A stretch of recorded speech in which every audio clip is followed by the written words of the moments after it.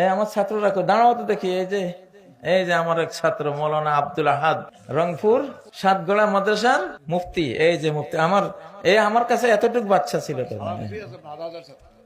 এই মৌলানা আব্দুল আহাদ 1982 সালে যখন আমি এখানে আসি, 1983-84 সালে, তখন এরা এতটুকু বাচ্চা আমার ছাত্র। আরেকজন কই, মৌলানা আব্দুর রহিম কই, ওই যে মৌলানা আব্দুর রহিম জাফরফা আলিয়ার ভাইস প্রিন্সিপাল।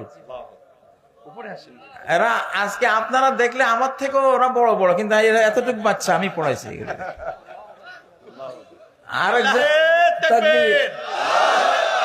ওই যে আরো দেখেন, ওই যে দাঁড়ায় দিচ্ছে সব, এই যে এর সব কেউ প্রিন্সিপাল, কেউ মুহাদ্দিস, কেউ মুফতি, কেউ ফাকিহ। আমি আমার জীবনের সবটুকু আবেগ ঢেলে দিয়ে লালমনিরহাটের তিস্তা মোস্তাক আমার সিনিয়র মাদ্রাসা শিক্ষকতা করি। আমি দেখেছি এত সুন্দর ব্রেইন, এত সুন্দর আগ্রহ।